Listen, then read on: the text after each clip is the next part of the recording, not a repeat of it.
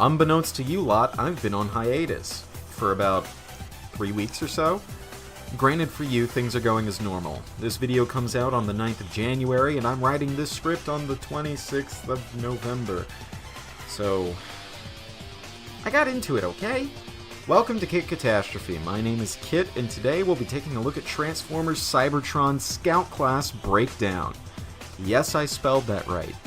This figure came out in 2005 as part of Wave 3 of the Scout assortment.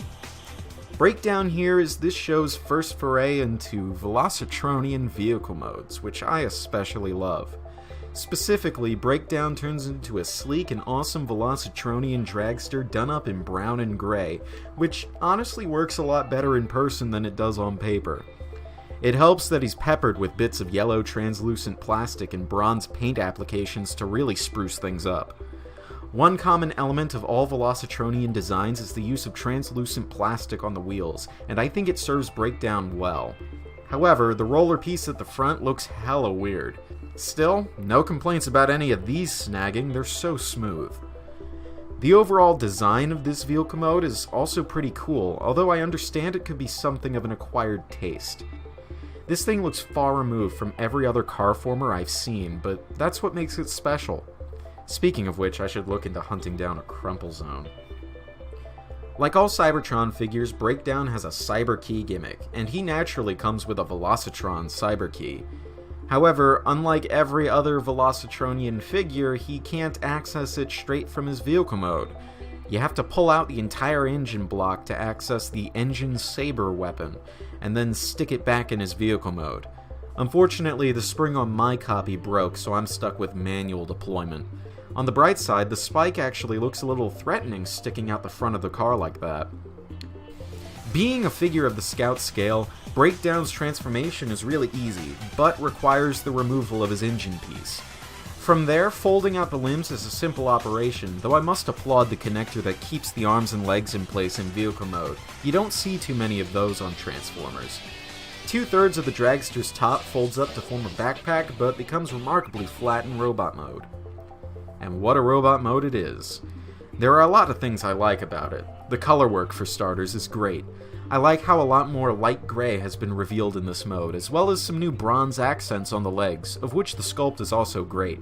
I do like the look of the flared lower legs.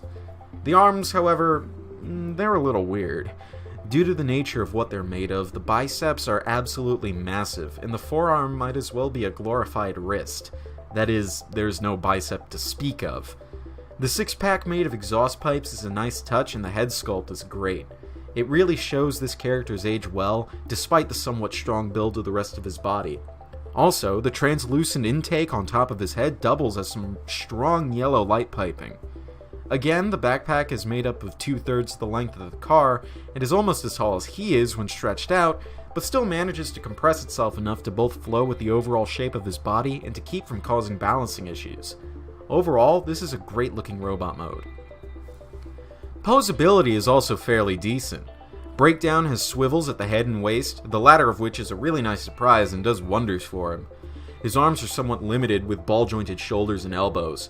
The problem lies in the fact that Breakdown's shoulder joints are extremely limited by the confines of also acting as a wheel well for an extremely large wheel. And of course, his forearms are tiny, like I've said before. Lastly, he has ball joints at the hips and knees, as well as a transformation hinge at the ankle, which is serviceable.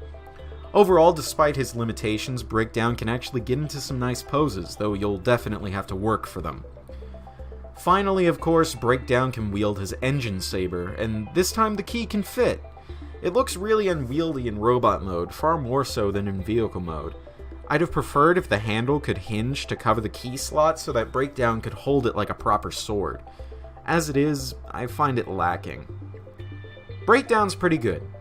His color scheme and both his modes are really pleasing to the eye in my opinion. His gimmick is disappointing, but unintrusive. Overall, I'd say Breakdown is worth getting for your collection if you're into the Unicron trilogy. This has been Katastrophe. It's time for me to transform and roll out.